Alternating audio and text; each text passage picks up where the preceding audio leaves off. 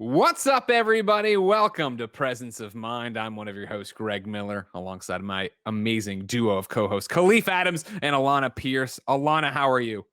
Doing all right. It's 10:30 a.m. for me right now. We're making time zones work. I Woke up can't. at 3:30 for work. It's great. Oh God, Alana. Tomorrow's 2:30 for that Far Cry stream. So making it happen. Gonna go to bed at 5. Let's start with Khalif then. Khalif, how are you? Is everything normal in your world? Because I got a lot to unpack with Alana this week. I don't know. That just made me feel so bad. I'm okay though. I'm all right. I'm doing okay. Had a pretty good week, and getting ready to do the show tonight. I'm super excited to see both of you. So it's always fun. I'm excited to get back together. And yeah, things, Alana, are quite different for you. I'll let you really let your background go. I think every Presence of Mind before this, you've really knocked it out of the park. This time, this hotel green screen is just lame. I don't know what you're thinking. I'm sorry. It's true. I should have chosen the sky again. Yeah, no, I'm locked in a hotel in Australia for 14 days to quarantine.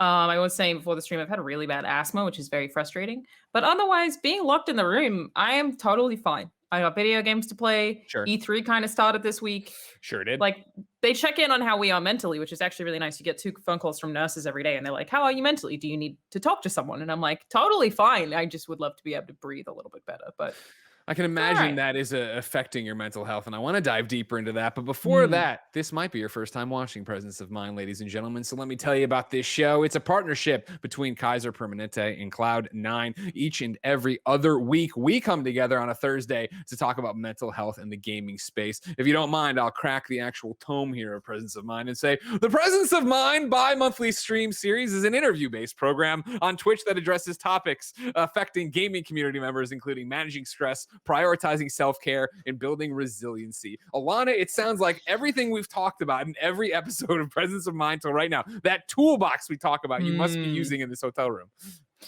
I will admit that I'm extremely frustrated. Because this is the longest I've ever been with sustained asthma, that I can't go outside and get fresh air.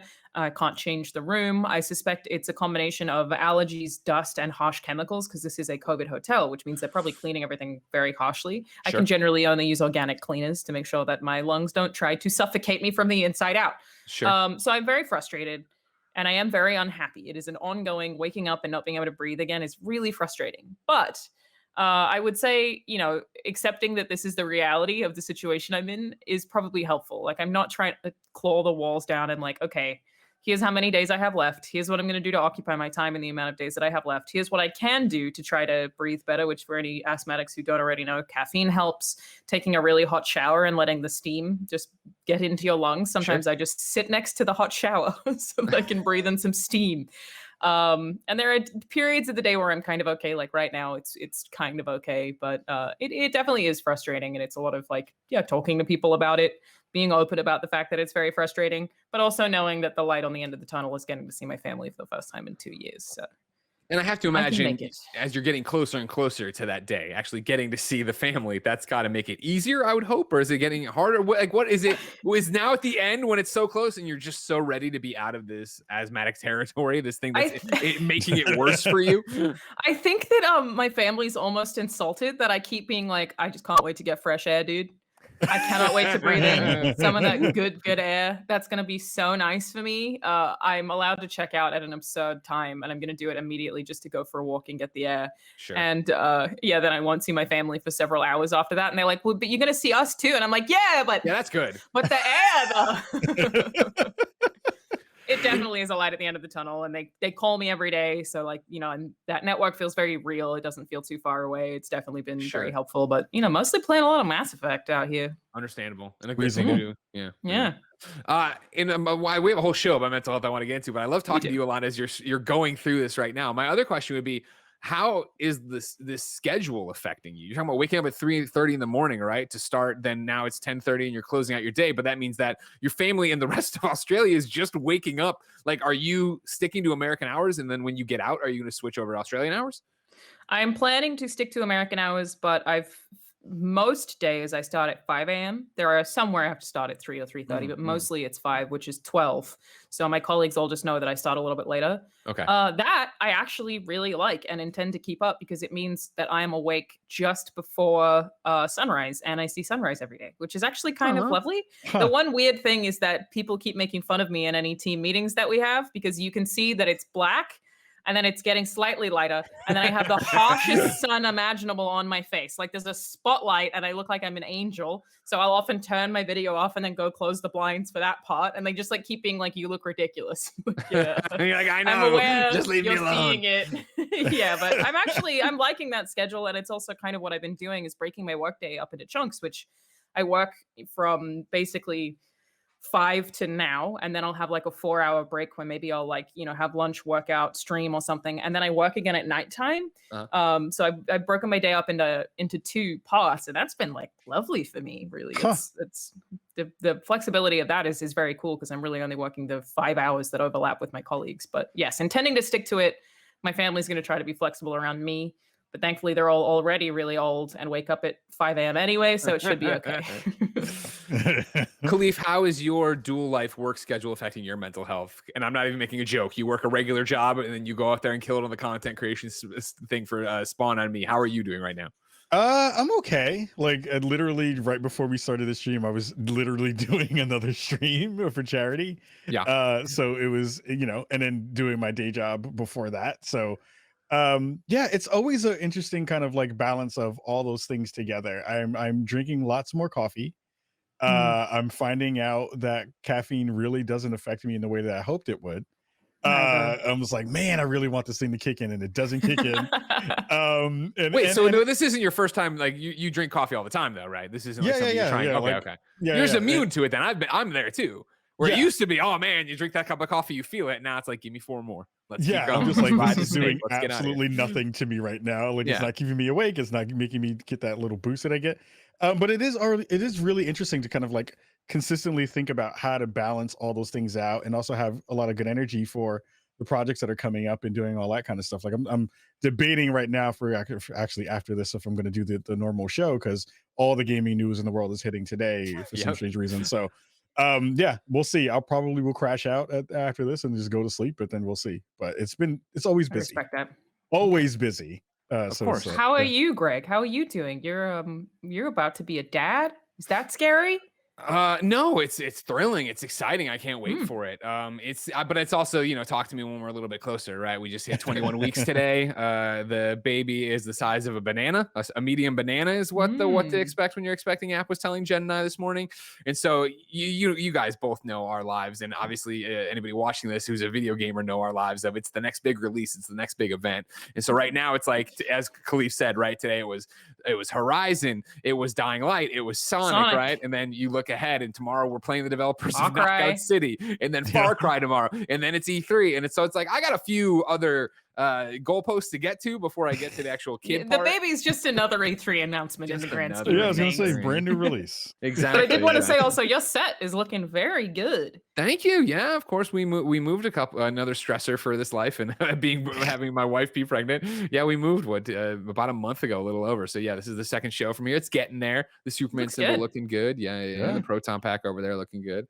But yeah, it's a lot of change for everybody's life right now. It seems a lot of things going on, and that's what this show's all about, ladies and gentlemen. Presence of Mind, talking to you about mental health in the gaming space, thanks to Kaiser Permanente and Cloud9. Let's not keep our guest waiting any longer. Ladies and gentlemen, if you've seen the show before, you know him, you love him. If you never have before, you're about to know him and love him. Please welcome to the show, Cloud9's performance psychologist, Gary Hoyt. Hello, Gary.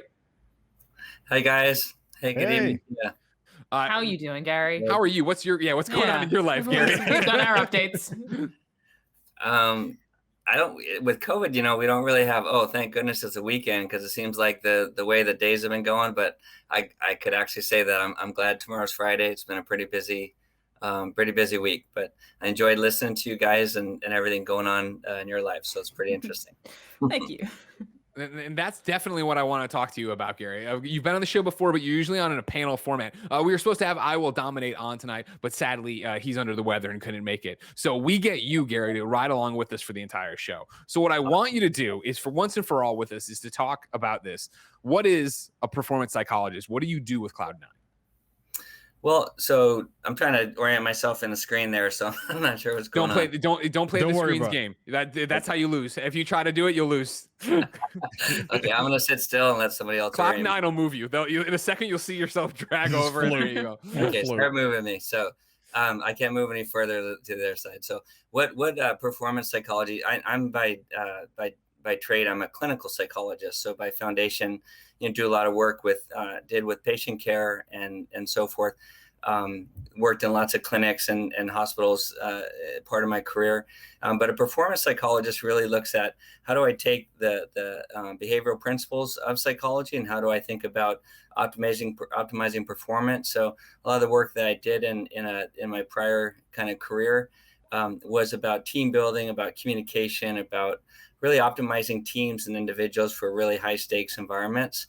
And so I try to bring a lot of that applied stuff to Cloud9, different domains, of course, but still you can utilize a lot of the same principles in doing that. So then, this episode is talking about tilt and toxicity. Khalif, what is tilt? Because I had to use Urban Dictionary. Did you really? I've heard it in passing, but I needed to know what the kids actually are saying when they say tilt. All right, toxicity I got in spades. Look at my mentions. I see it all the time. What's tilt? Being tilted is when you wind up getting really upset by either something that you've been doing or you have someone tilt you by either bringing toxicity to you. Or you being in a space where you're not kind of mentally prepared for whatever that particular negative energy is going to wind up being, and you kind of react to that with a negative response. So sure. that would be being tilted or getting tilted. Gotcha. And then Gary, how much of this are you seeing with Cloud9, of course, but esports in general? I mean, it varies. I mean, to be really honest, that the folks at the highest level. It's not that they don't show some signs of that, but to get to this level, to be vetted, to be screened, to really be rooted, to be I'm talking about League of Legends right now, LCS or other games. But I mean, at that tier 1 level, it kind of exists, but it gets rooted out because you just either by your teammates or by your own performance, you can't afford to be that distracted. Now, does everyone say, oh, they're tilted or zenting? Or I mean, people throw around words so fast and they lose their meaning. They really do. Yeah. But to me, and I would agree with Khalif. Just, I mean, tilting. It sounds like the way they throw it around sounds like something happened to you. Like, oh, something outside of me happened to me. I'm like, bummer. That's a bummer for you because if it happened to you, there's not much you can do about it. But sure. In reality, when you tilt, think of how frustrating the game is. Think how attracted it is because of the complexity, because of the demand, and how exciting that is, and how intense you have to be to play it. So it's a nice setup for that. But tilt really is, kind of the idea that I'm not present right now. And if you think about my own thoughts are either I'm really focused on what happened and I'm a little hacked off at what I did or what someone else did, my performance, someone else's performance, our positioning, our direction. I'm there, or I'm thinking ahead too much and I'm saying, man, doomsday, this happens, so we'll never get where I want to get. And then you start to just go in your own words, go nuts, just playing or inting or raging but the reality is it's relegated to your thoughts. And so when we can kind of slow somebody down and talk about their thoughts and talk about the way that they're appraising a situation and keep them present focused, you cannot be solution focused unless you're present focused. And the best people go in like 2 seconds. And I can tell you a million examples of horrible situations and someone goes, bam, they may feel sorry real quick. And then they're like, okay, what's next? And the best phrase I learned with the SEAL teams or with high elite performers is what's next? Mm-hmm. Okay, now what? And that's a beautiful phrase, just to go reset, let's do it, and then figure out what's in front of you and be task focused. And that's the measure of high, performers. So tilt's fine, but then what? Right? And that's what we try to help players do. Alana, are you able to say what's next? Are you able to shut down when something goes wrong, put out the bad thought and get back to it? I think I am very good at that. Yeah, there are definitely things I'm not good at, but being like, okay, moving on is one that I do have in spades, I think. Mm. But I wouldn't know how to give someone else who potentially gets more frustrated advice on that. Like, there is somebody who I'm really close to in my life who definitely suffers with anxiety, but also with getting tilted. And I wouldn't know what the actionable advice is to That's a give this great person that's a to be great like, point. okay, because I thought it was really interesting, Gary, when you mentioned like what it's doing is taking people out of the present. It's removing them from the room. It is Yeah. in a lot of cases you're trying to have a conversation and you can tell that they're not even responding to what you're saying because you may as well not be there. They're still dealing with the thing that annoyed them. So what is actual actionable advice for people who get caught up in their frustrations and their feelings to the extent where they have trouble moving on? So the first thing is, and I would answer the question with a question: how good are you, like in a second or two during it, when someone asks you, how are you doing? What are you thinking? What are you? And they want you to reset. It's really hard. So Mm. so these are muscles. These are habits that we grow. So after a game, after a scrim or something like that, or after an operation, we'll talk about. I want you to walk with me. I'm going to model calmness. I'm gonna normalize that. Hey, that was frustrating as hell, or that's really difficult. And exactly, I get where you're at. Let's talk about where you want to be. And that said, there's feeling good or there's being good. And let's be good instead of just feel good about ourselves. So being good requires, let's talk about your thoughts. I want to know what you were thinking. How did you see the situation? And as you can kind of talk about precursors to tilt, or even once you're in it, what you did or didn't do, you're starting to provide awareness, and Mm. awareness is what really helps people change. It's not that magical. It takes some patience. It takes some ability about knowing where to navigate, and takes some modeling to go, yeah, that's really frustrating. And I wonder if you think this, or how about that thought? And you're just kind of guiding them along the way to have better habitual thinking that actually causes better behavior. And so they're not going to take the magic pill and perfect it next time, but they're going to be more aware, and they're going to have options to choose versus a default where they just pivot. And what we want to do is provide people with options to choose so they can get better. And that's whether you're a parent, that's whether you're, a dad. How can I be a better dad? I blew that, or, I can't change things in the past, but I can say in the present, what makes me better in the way I listen, or the way and I had certain reasons for it. I'm not, and so just someone helping me to do that helps me to have better options down the line. That's fascinating. I never Love thought that. about it being something you're unpacking at the end, right? I always think of it in the moment. You know what I mean? Now that I understand what tilted is, thank you for explaining it to your 55-year-old father. I mean, everybody gets tilted. Everybody gets angry at a game. We were just playing on stream yesterday in a competitive setting, doing league play for Knockout City. And it's that thing of, I'm good at Knockout City. I'm not great. I'm good. And I was playing like garbage. And so I started falling down that hole, right? Where I'm on stream and I'm trying to be entertaining. I'm trying to have fun. But when I'm just getting dominated every step of the way, it just is that like sinking feeling of, I hate this, I hate this, I hate this. And like in the moment, I'm like, I hate that I hate this, but how do I turn that around? What do I do with that information? Yeah. Another thing that I'm hearing from you is really interesting is how to not be as end state focused and to be mastery focused. And that sounds really simple. Wait, what's M state? An end state is, how come I suck? Or how come I'm not winning, or how come I'm something? And that's great. Thank goodness, you have competitiveness and you have drive, and we want to commend that. We also want to say, yeah, I guess you're getting dominated. I wonder what you're going to do about that, and to really think about, from a mastery perspective, how you can enjoy the fact that, you got me today. That was a good one. Ooh, okay, and okay. and I learned that. And when I can do that, I actually open myself to the benefit of how to get better, as opposed to just flagellating myself. I suck. Yeah. You know what I mean? And so, Yeah. so we try to talk to our teams a lot about, I know that sounds corny, but mastery and loving math, but it really means that I like learning.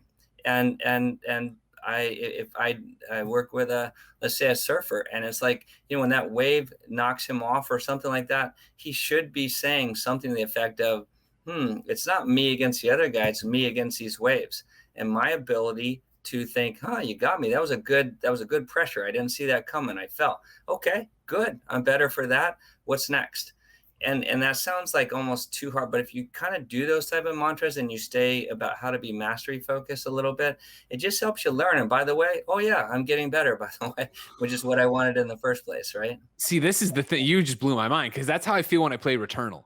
When I play Yeah. Returnal and I lose, I'm like, okay, I'm understanding this enemy better. I'm doing this thing better. I got a little bit further in the boss wave this time around. Yeah. Whereas in Knockout City, I'm like, everyone's good at this game and I am garbage and I am on stream making an idiot out of myself. That's really helpful. I like But that. that makes sense, doesn't it? Because that's a lot more, that has to be more end state. That's more important because that's a tournament. I mean, you're supposed to be good. And so that's a lot harder pressure to then do what I was just talking about.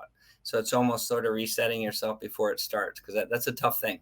But when you're having fun, you can be more mastery focused. So I guess there's probably a balance in that.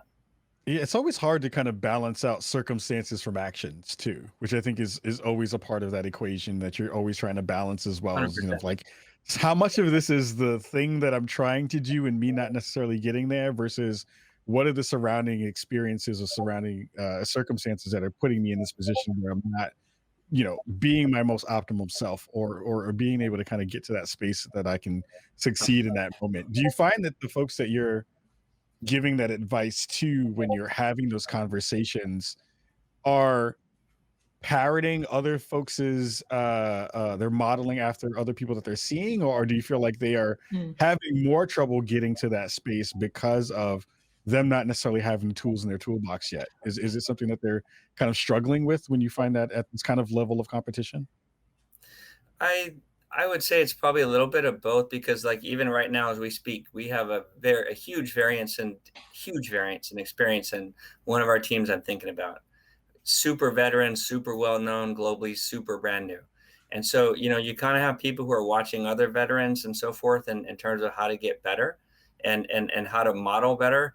But you also have even at the very top, you have, individuals that I would say aren't necessarily looking to other people to be modeled, but they do need that kind of didactic or that help, that breaking down, that analysis and so forth.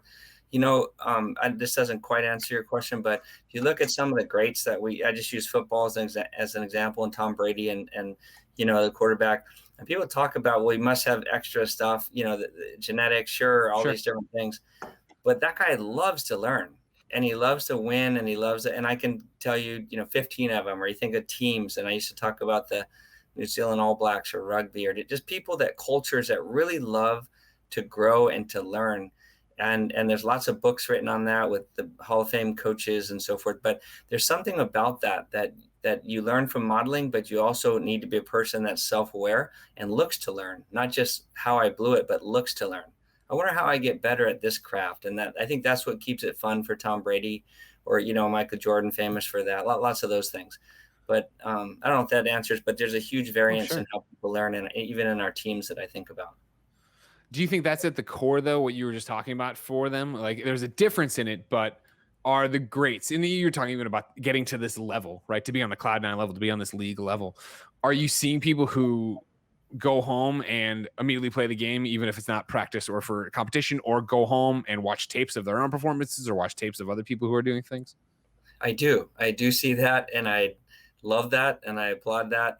I also, have to jump in sometimes and talk about recovery.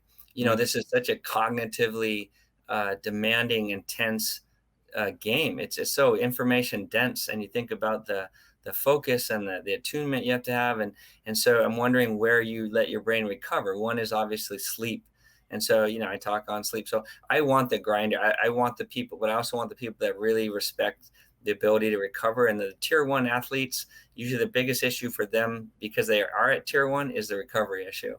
So I do see that in all of our teams. I see guys that are not all, like some are more talent gifted, and some are more grinding, and you see the gamuts. But the people who are not tier 1, but actually above that, the greats, that we talk about, they're the ones that I, again, they look at tape, they do extra solo queue, they do.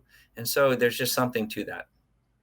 I'm going to get real psychology on you here and ask you a psychology 101 question. I'm probably in trouble now. The people who seem to be the Tom Brady's, the people who want to learn, do you think that is a learned behavior, or do you think that that's just how they're born? Is that just who they are? Or do you think they learn to want to learn? Yes. So There you go. A blanket answer. I love it. Yes. Yes. Next No, question. there's clearly differences in how people want to learn, how they love to learn, their frustration tolerance, all that. There's some, no kidding, genetic. But I would say if you said, hey, bet on somebody who had more genetics than somebody who had a better environment and was receptive to that, I'd go with the environment and the receptive to that. I really would. I would, only because a lot of people don't use the gifts they have. But what does it matter if you have these great genetics and so forth, or great opportunities, and you're not pliable, you're not a learner? I could care less how much you have. It's what you do with what you have. So I'd probably go, that's not very scientific, but I'd rather 60-40. I'd rather have someone who has a great environment and really receptive to it. I have a good question for that. Go ahead. No, please. You have a good question for that. Go. So I think about that, and I love the bounce off of that question that Alana had, because it makes me think of, now that we're run down the sports rabbit hole. No. Alana's like, I'm out of here. I'm got it. But it makes Alana's me think, lost now. She's like, who are these people? I don't know who Tom Brady is. I'll at least bring in somebody who everybody should possibly, hopefully know. There's the conversation around the kind of Kobe Bryant Mamba mentality, right? Which is the idea around you focusing on any of that energy that you wind up seeing, that learning, that ability, that competitiveness. If you kind of think about that kind of idea of being uber competitive, and we see it with Michael Jordan and the way he applied that to every fashion, every part of his life. Yeah, it feels like a layer of that is kind of using tilt in a motivating way. Is that a part too, where you're seeing people who are able to use that that feeling of I'm not good right now, I need to get better, to kind of motivate them to be at the highest levels of competition? Yeah, what a great question, because I think you think about Kobe Bryant, but I was in Chicago in the 80s and 90s, and I literally watched Michael Jordan play. I've watched lots of different like live, and I just liked him. I like following, so I could speak to him as well as Kobe. But before you do that, where were you at in Chicago in the 80s and 90s? I was downtown. I was doing my doctoral work, but I was out in Wheaton and Naperville, West Suburbs. No way! I grew up in Glen Ellen. Holy crap! Oh yeah, neighbors. Yeah, so, Alana, is this more or less interesting than sports? As a Knicks fan, I'm like burning this whole podcast down now. I'm like, oh, Jordan. Anyway. Yeah, I hated the Knicks, so there you go. So, I love you, Gary. This is good. Okay. No, that was a great rivalry. But Sure. really, what I thought what Michael Jordan did, certainly Kobe was a student of Jordan. He was a mentee, right? And I think what he did was he really used everything he could, and I mean every silly little thing that would be so petty. He made it motivational. He made it piss him off. He made it go, I'll show you all, and he used all that for drive. So I guess I would say in some ways, yes, that's a really a great motivator in some ways. But I think tilt's a little different. Tilt is a little bit more like out of your mind. In other words, by definition, it means I'm not focused. I'm letting that get in the way of my performance. Michael Jordan used that to hone and tune his performance. And so did Kobe, and so did 1,000 others. But I think there's a difference in tilt versus, in my understanding of it, than really using things to motivate yourself. And I would say kudos to the person who can look around them and say, sometimes you just go, I'll be running, and it doesn't have to be anybody. It can just be me. And I'll go, man, I am awful today. I hurt like a Dickens, and I'm getting freaking old. But you know what? And then I'll say to myself, I love the fact that you keep going when you suck, or when you don't feel good today, or when and that you can use whatever you want to kind of motivate you, but it shouldn't be destroying to you. It should be something that's actually get you to a next level, is what I'm saying. I think tilt doesn't necessarily help you do that. When it comes to toxicity, because that's another part of what we're going to talk about today, I think this would pertain more to, I was going to say more to esports than sports, but that is definitely not necessarily true. And they are both sports. But still, my question was basically, how do you think toxicity and allowing toxicity or even observing it can negatively impact performances? And what's the best way to deal with general internet toxicity for performance? I mean, I think toxicity, I mean, it's such a broad thing. Are you talking about player against player who are, they're kind of, working each other? They're you are so horrible, that type of thing? Or are you talking about just, I mean, toxicity can be just really being a real ass or, not a good person or not a, so I mean, when you're talking about performance, are you talking about just getting kind of mean and rough with people and so forth? I think I was referring more to like internet comments. If things are really toxic, what is the best way to not let that impact your performance? But in general, I think it applies. If a player on another team is being toxic, even before a match, you walk into something and it is extra competitive because a guy on the other team has said awful things about you. Like, what is the best way to build up a wall to make sure that stuff doesn't impact you in a negative way when it comes to your performance when it's go time? Oh, I see. I think that you probably, if, as a performer, you want to kind of pay attention to those things to sort of help motivate you a little bit. You also don't want to be a full student of those things, that you're really absorbed in other people's thoughts, opinions, their ideas of performance. I would say, how do I take some of that and filter and titrate it and use, I mean, again, back to Michael Jordan, he was a master at filtering out lots of things, even good things, nice things, and really focus on just specific things, like the way a guy would guard him or the way, and then he would be very, very attuned to exactly that, or Kobe or whoever. And I think as players, there's almost like a skill set at being able to filter out, there's a lot of trash. There's a lot of things that are just unnecessary and not helpful. And I'm a guy that says, hey, I'm going to be, I am not going to be someone that actually tears down my opponent. I don't see the need, and it's not who I want to be. I'd rather flatter them with, man, you got some great skills, this and that. Who cares? That doesn't hurt me at all. It just helps me to focus on how I want to be better. And I think that protecting yourself in a way that you really you have a great filter about what comes in. And sometimes you need to talk to people. Like if you just read that in isolation, it's hurtful. There's some, if it's just good competition, then call it what it is. Say, you know what? You watch like MMA fighters, they say the most horrible things to each other before a fight, which I don't see the point in it. And then when they're done, they'll be like, fist bump, dude, I respect, this and that. Yeah. And I just, that would not be a style I think is helpful, but they seem to be able to have a good filter to be able to take it to motivate, but you're not buying everything. You have to be judicious about what you expose yourself to and what you actually say, yeah, I'll take that in. That's what I'm holding on to so I can go compete. So I'm always amazed. First of all, you're a much better human than I have ever been.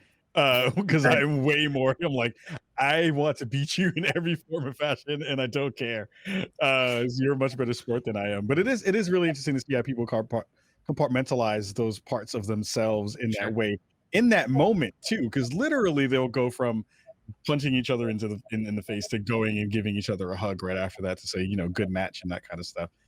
Is there it's not that kind of equivalent in this kind of space, in the esports space, but what's the things that you're seeing, or at least from a team standpoint, that people are kind of talking about in terms of good sportsmanship and not having those layers of that lingering effect of taking a loss, or you've been working with these teams for a long time.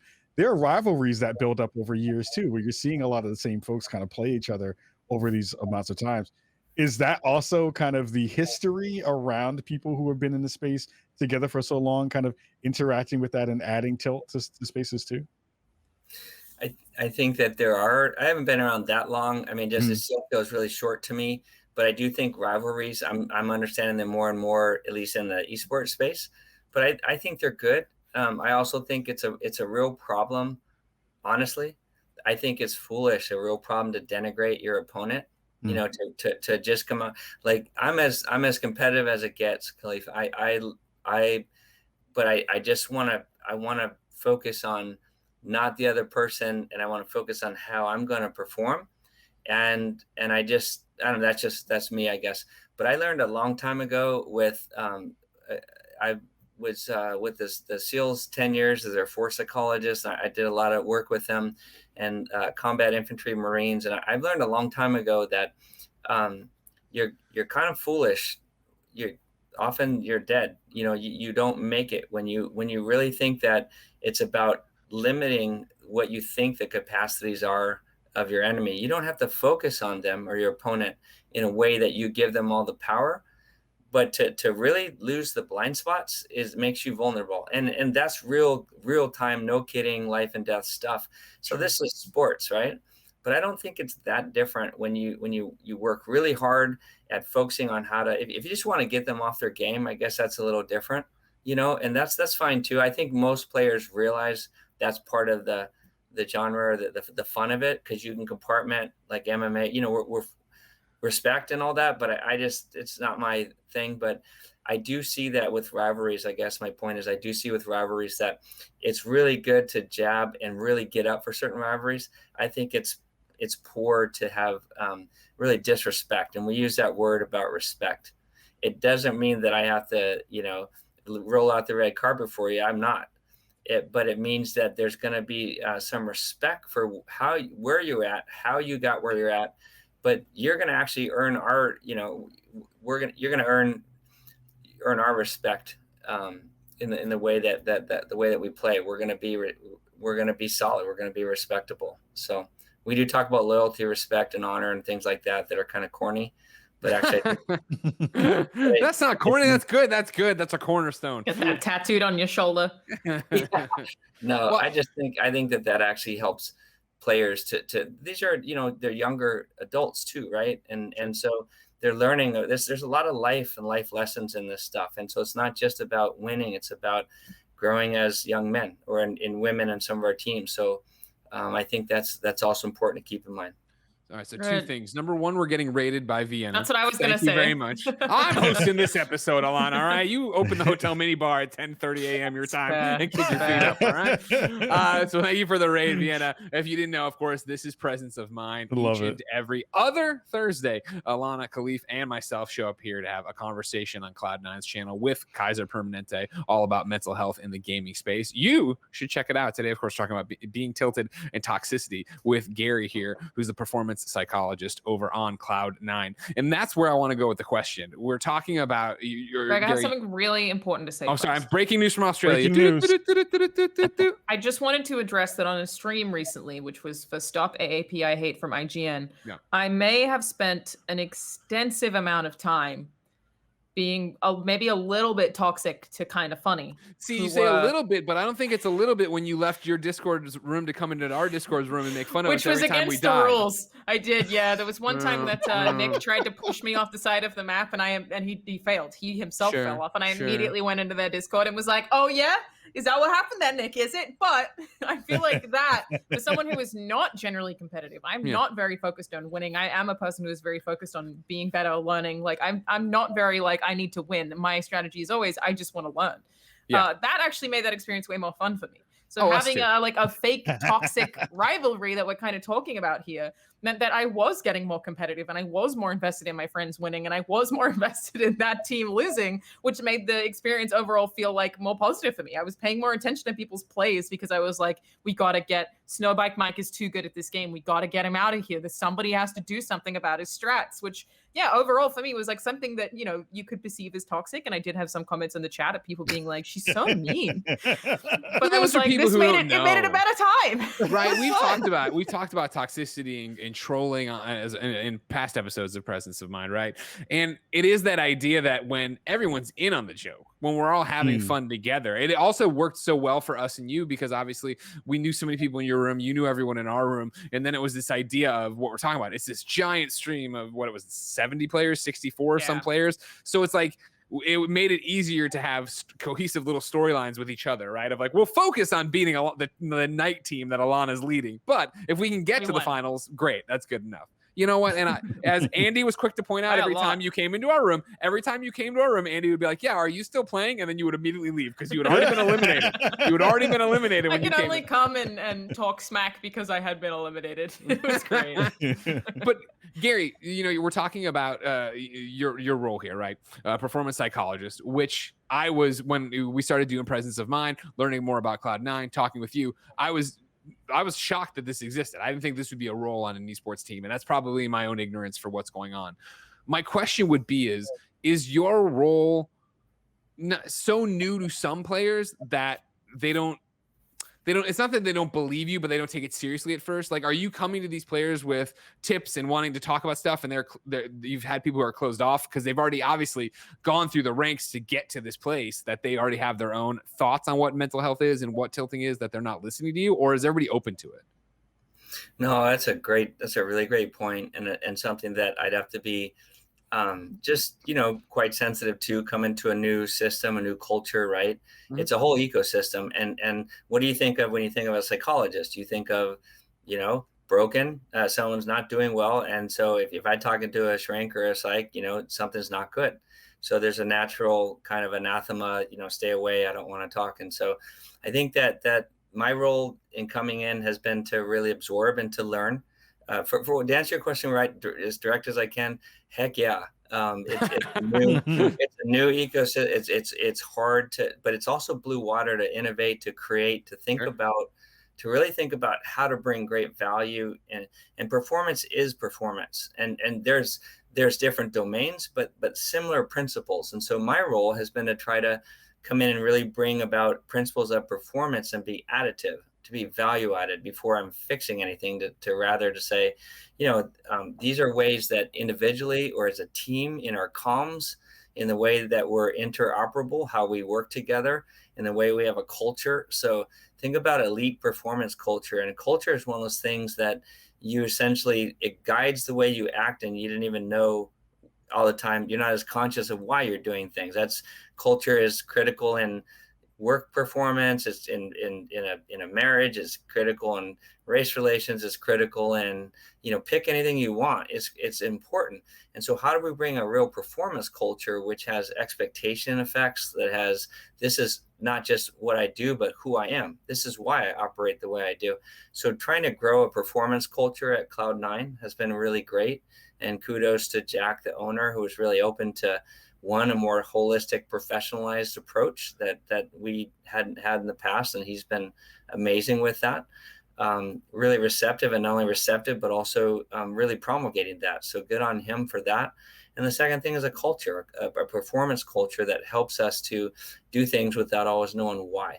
Are we a team that actually learns instead of just focuses on results? Do we actually focus on how we're getting better? You can beat your team today or another team today, but not be getting better than the other opposition. So what does that matter? You want to really make sure that you're excelling, and Jack gets that. So that's been some of the things I can get into more specifics, but that's really some things that you think about from performance that hopefully aren't problematic to individuals who are kind of scared of what you'll bring, right? You're not a threat.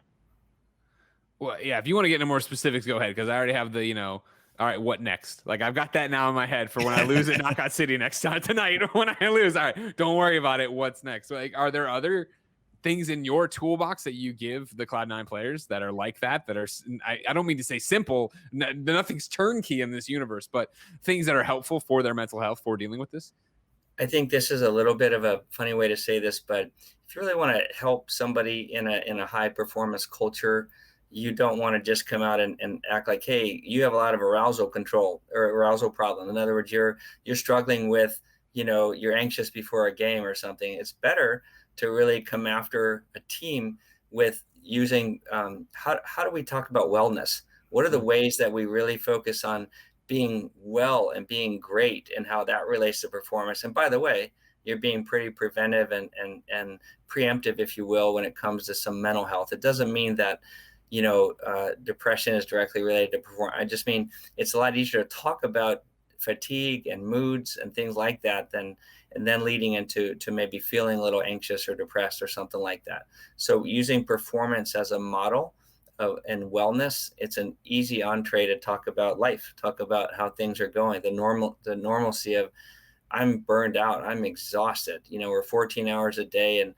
you're not sleeping, and your nutrition is pretty crappy, and and lots of people actually get they feel pretty fatigued and pretty down about that. And so so there's different, I don't want to backdoor, but there's different ways to talk about things using a different lens that's more receptive to people. And that's what I meant by more specific. So Yeah. That makes sense. No, totally. Mm. It's I think for myself, I know my triggers, right? Like I know when it's at the end of the day and I'm totally cranky. It's like, well, I'm exhausted. Or also like on the weekend when I can't put a thought together, or even at the end of that, I'm like, oh, I'm hungry. And I know this sounds maybe for some of you so basic, but this is the stuff that I let grind me down when I'm doing things and working or performing or whatever. And you don't know why suddenly all of a sudden it's just not happening. I can barely read the ad I need to read for whatever show I'm on. Khalif, you say, oh yeah, that happens to you? All the time. Yeah. All the time. And it's one of those weird things where it sometimes takes an outside force to check me, which is usually my wife, to say like, Kai, you really need to go lay down somewhere, or you need to go get some food, or I can see something has changed in your mood. What is that about? And sometimes you can't verbalize it. You just don't know what that thing is until you have to take that moment and have that moment of reflection and say like, what's happening right now around me? What's the stimuli that's like making me feel this way? What's the thing that is, out of my normal patterns that might be affecting me in this way, that is changing my mood in that way? And I just usually think it's hangry is the funniest thing. hangry is so real. And it's funny so because- real. It's so I know. real. I dated someone once who would get hangry, and he'd just be mad when he was angry, and I'd be Yeah. like, "You're hungry. You haven't eaten anything." And he'd be like, "It's not that. I'm just really annoyed." And I'd be like, "Trust me, you're just hungry." And then I'd give him food, and he'd be like, "You were right. I was just hungry." But he'd make this big deal about how it wasn't that he was hungry. It was Oh, so totally. funny to me. I'd be like, "You just gotta eat, dude. You're gonna be just fine. Just eat the food. It will be okay." Yep. So funny. It is one of those weird things too, because I have that balance of like eating my feelings too. So like it's that other side of the fence where it's just like, all right, you had that thing that will calm you down because you haven't eaten all day because you've been busy working all the time, and then you're just like, oh, okay, well that was the thing that moved it forward. For sure. in that Gary, space, so yeah. how important is it for you to know stuff like that when it comes to like executive leadership or helping the team? How important is it for you to know the individual triggers, as we call them, for people on the team to know, okay, this is how you function, this is how you function, and to problem solve through that? Well, I think that for each team member, you get to know them and their idiosyncrasies, and so there's one-to-one work that's done, but there's also generalities. And I think what's interesting is what each of you described right just now was having a little bit of a ecosystem, a little bit of a culture, a little bit of a structure around you to be able to build the left and right limits, to go, hey, before I go, like bumper bowling, before I go into the next lane, I've got these little frameworks that help me to stay in bounds. And so I think it's both. It's kind of doing a larger organizational. That's what I mean by performance culture. That's a really simple way to say, hey, we can't be scrimming until, and then solo queuing until 2 or 3 in the morning. And then we want to get up and work out and then say, hey, we're helping perform. No, we're not. We're actually not. And so you have to have sort of, right?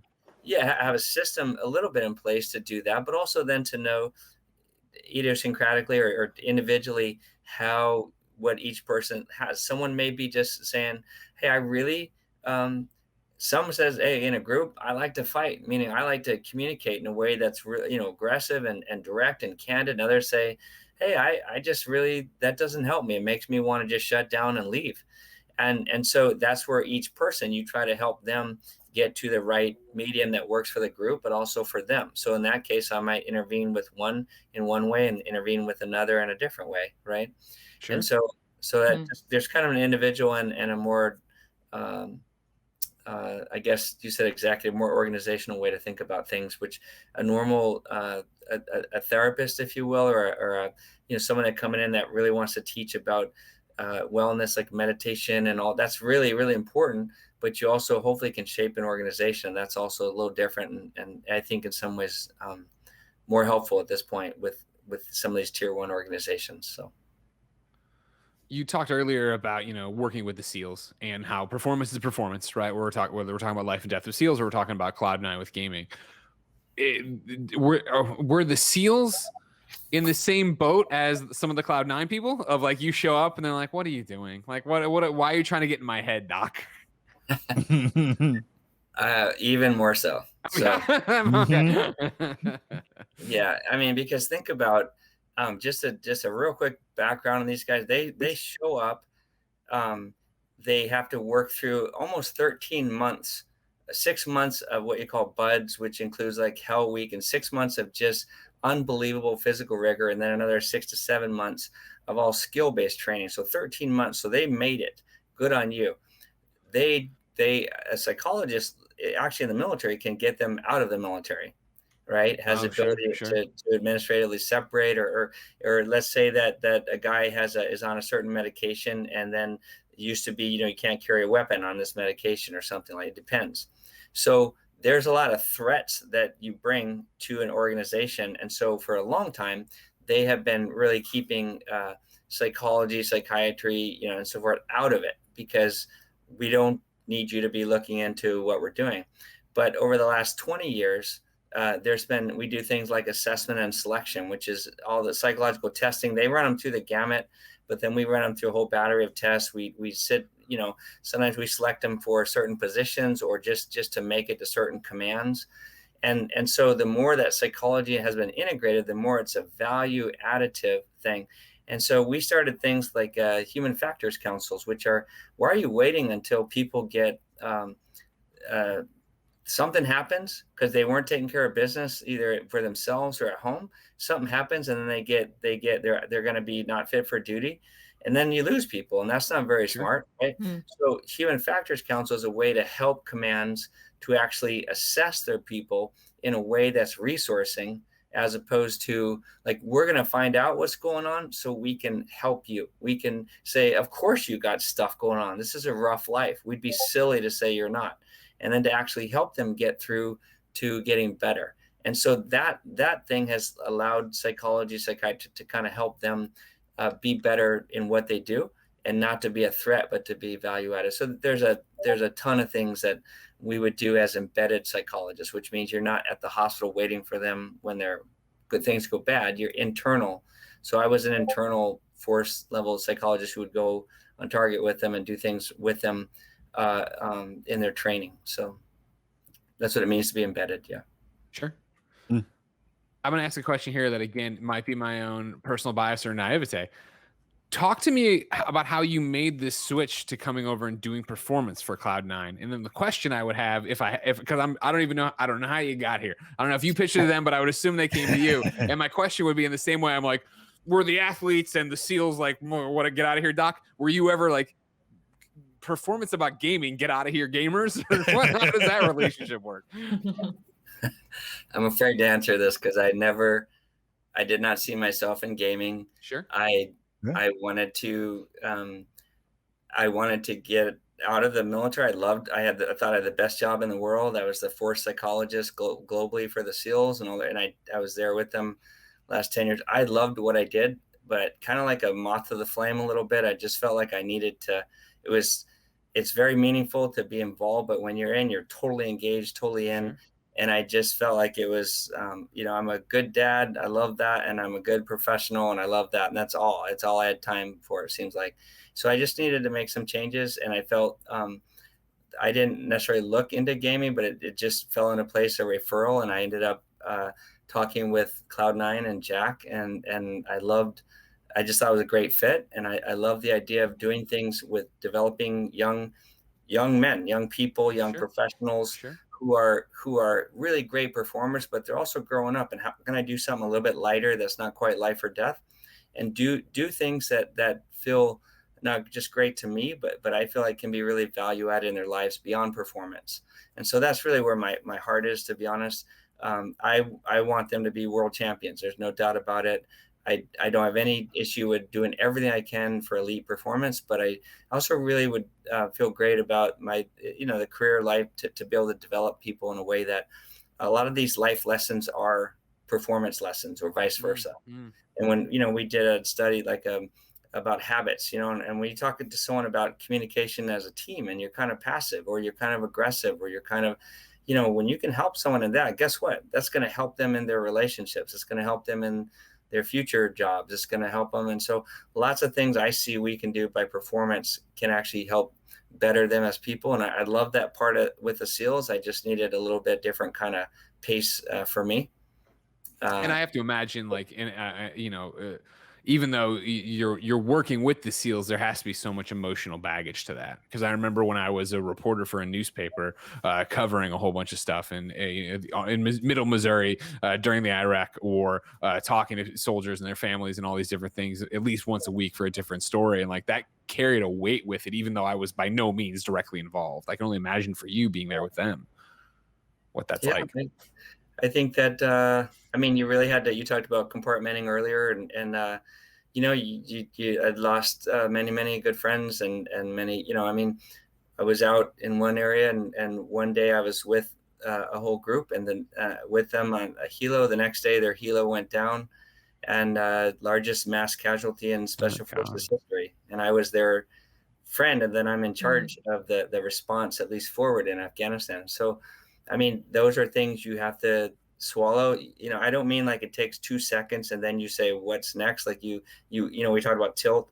There's real human, you know, grief and responses and humanness and all of it. But you have to professionally, you got to compartment, because there's people out there still doing their business, their thing, and you have to be every bit as good and agile and fast with them. So I think that it was a real honor. I so many victories. There was hard things, but so many victories and so many people you love, you respect. Sure. These guys go out, and we talk about toxicity and talk about, you know, anonymously saying things that you may or may not say to someone's face. These guys will go out and they'll say, you know, I'm going to do something about this, and not in a macho, but in an honor way, and say, yeah, I don't think that's right. I don't like bullying. I don't like this in this corner of the world. Let's go do something about it. And you gotta love people who are willing, who want to come home as much as I do, or anybody else, to their families. And so it was a real honor. It was one of the best honors of my life. And I talk about mental toughness and all that. I clearly learned as much or more than I ever taught them. And they really about the value of challenge and mastery and meaningful pursuits, about interdependence and tribe, and really about mental toughness and about grit. So you can teach it, or you can just be immersed in it. And it was one of the best labs in human performance I've ever been in. So, yeah. Damn. That's fascinating, inspiring. Thank you for being so open and honest about that. I know that easy to talk about. Thanks.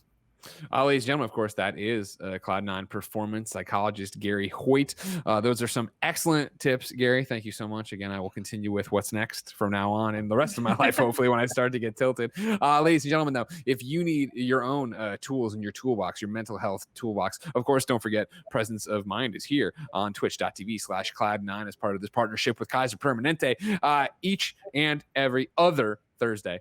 So we'll be back in 2 weeks for that. You can get the other episodes over on Cloud9's YouTube channel as well. If that wasn't enough, however, there is findyourwords.org. You can go to findyourwords.org for a whole bunch of different things. Again, here, if I go to look at the website right there, the first step in improving your total health starts with prioritizing your mental health. If you are interested in learning more, head to findyourwords.org. It's a great place to find mental health resources for yourself and the people you love. That is a big part of it, where it's not even so much, it is there for you if you feel like you need help, if you need a lifeline, but it's also there for tips on how to help other people in your life if you think they need it as well, and how to start those conversations. So we can't recommend that enough for you.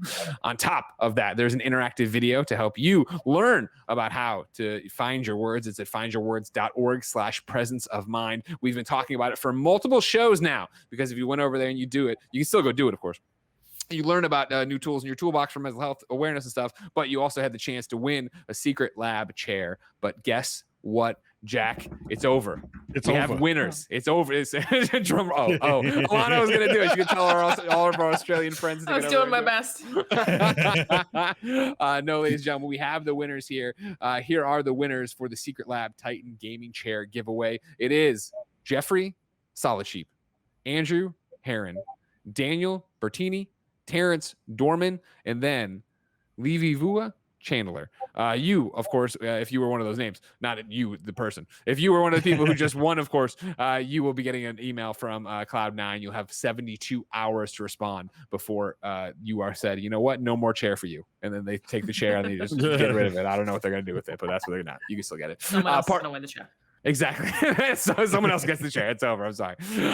From that, we'll be launching part 2 of the Presence of Mind interactive video series 2. Completing part 2 starts June 10th. You can earn another 10% discount code on the Cloud9 store, and you'll have a new exciting giveaway to be revealed during our next episode on June 10th, ladies and gentlemen.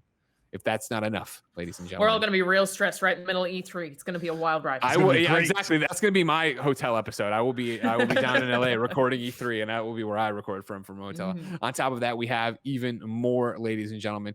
We are encouraging you, of course, to go get vaccinated. If you didn't know, there's a global pandemic still happening, even though people might think it's over. It is not over by a long shot.